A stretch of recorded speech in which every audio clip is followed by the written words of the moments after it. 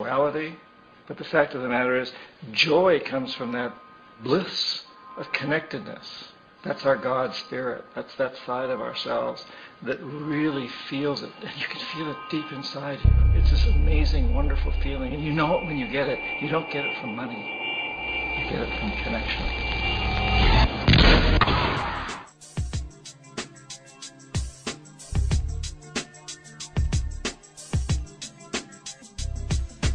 Timing is everything.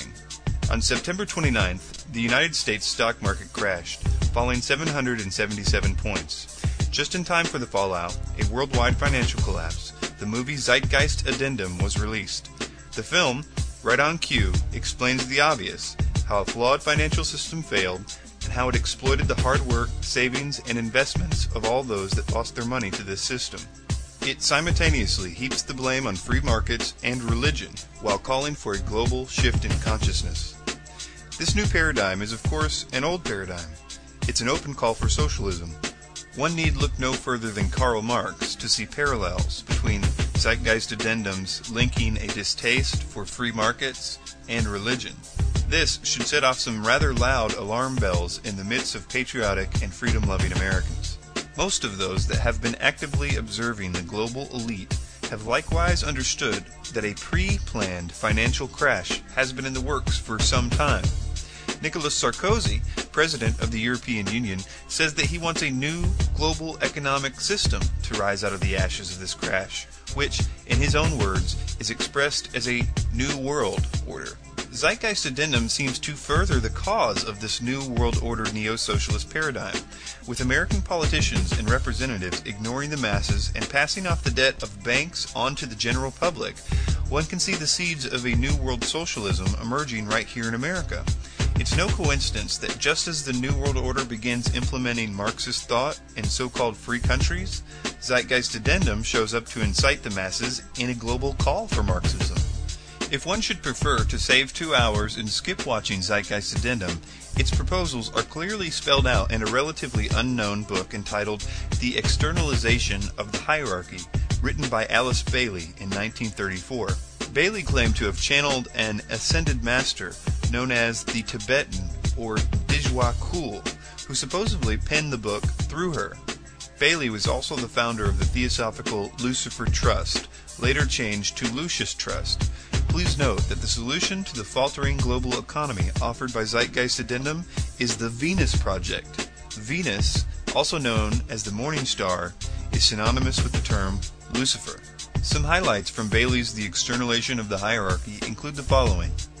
The problem of money will have to be faced.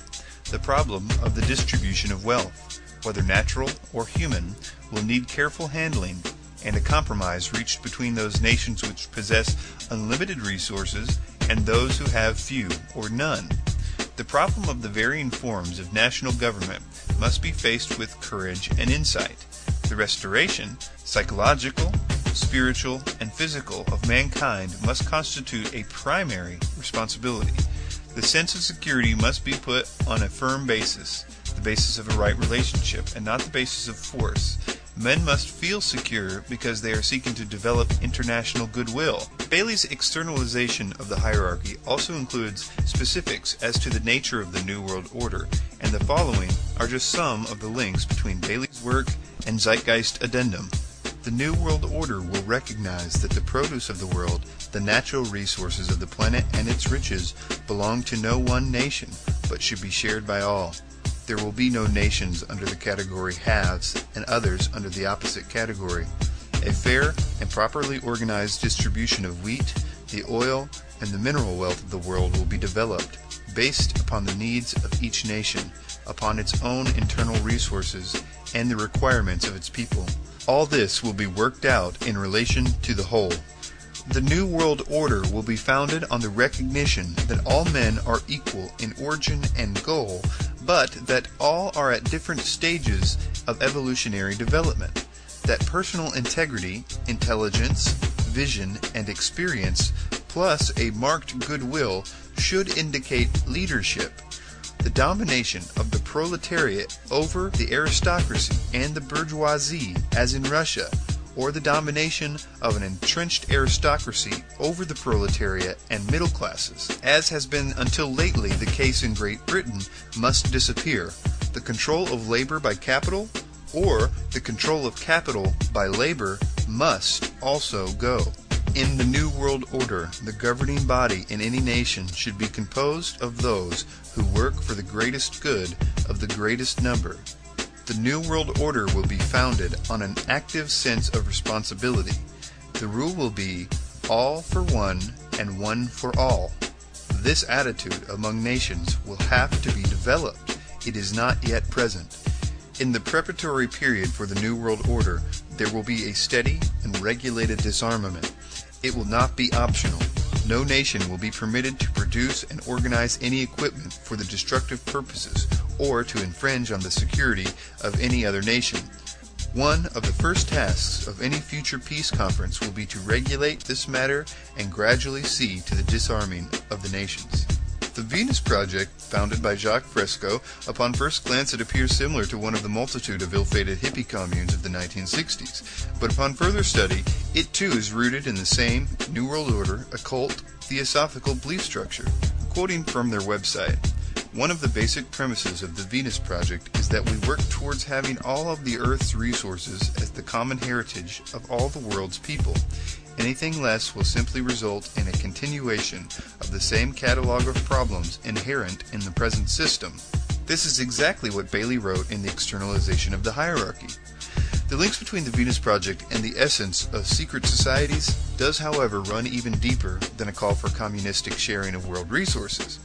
33rd degree Masonic author Manly P. Hall said of America's link to the New Atlantis, "The New Atlantis sets forth an ideal government of the earth. It foretells that day when in the midst of men there shall rise up a vast institution composed of the philosophic elect, an order of illumined men, band together for the purpose of investigating the laws of life and the mysteries of the universe. The age of boundaries is closing, and we are approaching a nobler era when nations shall be no more, when the lines of race and caste shall be wiped out, when the whole earth shall be under one order, one government, one administrative body." Manly P. Hall, alongside Rosicrucians like Francis Bacon, clearly defined the New World Order's drive to recreate Atlantis, and this theme clearly resurfaces in Fresco's architecture, specifically his circular city. The circular city image is one that is notably comparable to artistic versions of Atlantis based on Plato's descriptions of the sunken city.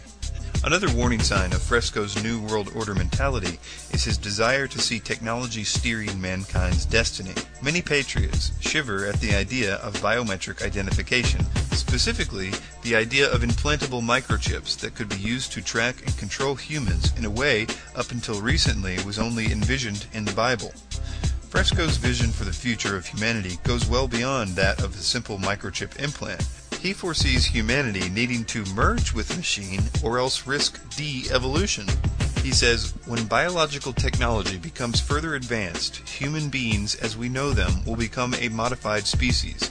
If we as human beings fail to include the possibility of this development in our overall social evolution, we will witness the decline of our species.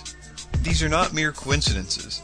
While seemingly revolutionary in thought, Fresco and his school of thought as espoused by the zeitgeist vision of rebellion against the system are part and parcel of the same social upheaval being called for not by humanitarians but by those who have been planning for the New World Order from its earliest stages.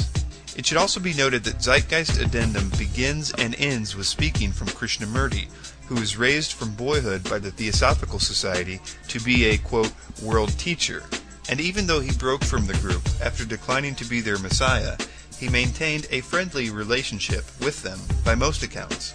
This is not unlike others within the, quote, truth movement, such as Michael Tsarian, who openly admits he was, from an early age, taught by Theosophists, if not raised by them. His connections to the group are quite interesting. See the links in the description section of this video for information and references to this and other things that we've discussed here. The peculiar affinity with the occult is nothing out of the ordinary with Zeitgeist. Part 1 of the initial Zeitgeist film was partially based on the work of a man that loved Theosophy so much that he apparently named himself Jordan Maxwell after Helena Blavatsky's Jordanus Maximus. Helena Blavatsky was the founder of the Theosophical Society. See also the movie Debunking Jordan Maxwell for more on this. Before discounting the political power of Theosophy and its desire to infiltrate the truth seekers, you need to understand its concept of seed groups. These groups were sent forth to work in stealth, so as to be nurtured without competition from those that would see them for what they truly are. When one wonders how or why anyone offering truth about the occult could in fact be part of the New World Order, they need look no further than Alice Bailey. One of the most specific goals of the Theosophist, as dictated by the externalization of the hierarchy, is the following: the education of the advanced thinkers, of the aspirants and world disciples in applied knowledge, expressed wisdom, and occult understanding. This group synthesizes all that is available in the other two groups, and thus forms the nucleus of the Kingdom of God, of the Fifth Kingdom, which is so rapidly coming into being. According to Theosophy, starting with its founder Blavatsky, God in the Kingdom of God is really Lucifer. This is Luciferian theology, not Christian doctrine. This is what Madame Blavatsky wrote in her book, The Secret Doctrine. The devil is now called darkness by the Church, whereas in the Bible he is called Son of God, the bright star of the early morning, Lucifer. There is a whole philosophy of dogmatic craft in the reason why the first archangel, who sprang from the depths of chaos, was called Lux, Lucifer, the luminous son of the morning, or man, Vanteric dawn. He was transformed by the Church into Lucifer, or Satan, because he is higher or older than Jehovah, and had to be sacrificed to the new dogma. Zeitgeist Addendum held over one central theme from its predecessor, that Jesus was and is just another form of all the other gods of antiquity. Unfortunately, in Zeitgeist's extensive reference material webpage and or reference book, there is nothing that specifically backs up any of these claims.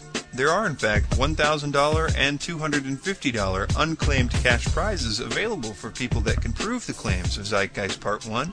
I will link those also in the description section of this video. There's actually a very good practical reason why Theosophy and the New World Order want to discredit one particular religion. I'll link a YouTube video from a non-Christian that I feel sums it up nicely in the description section of this movie as well. It's titled, "They Are Misleading You." It should be noted that a critical thinker can't help but to agree with many of the practical points and issues raised in Zeitgeist Addendum. It is, however, so very important to be cautious about who we as truth seekers run to while trying to seek understanding in these confusing times. The key to understanding why the New World Order has chosen to expose itself lies in Bailey's externalization of the hierarchy. It says, the New World Order must be appropriate to a world which has passed through a destructive crisis, and to a humanity which is badly shattered by the experience. The New World Order must lay the foundation for a future world order, which will be possible only after a time of recovery or reconstruction and of rebuilding. You know about Bohemian Grove. You know the signs and symbols that prove the elitists are working towards a new world order and are part of a Luciferian death cult. Now, you need to ask yourself why those working to expose the New World Order are also linked to the same Luciferian and occult beliefs. The New World Order seems to have merged to play the scapegoat for the order that will follow it. The Second World Order is the Theosophist Kingdom of God. Blavatsky told us who their God is. It is Lucifer. And how better a way to have a Luciferian Antichrist arrive on the scene, to be taken seriously by all as he crushes the New World Order, seemingly rescuing all of humanity from the clutches of its tyrannical all-seeing eye. Beware the New World Order.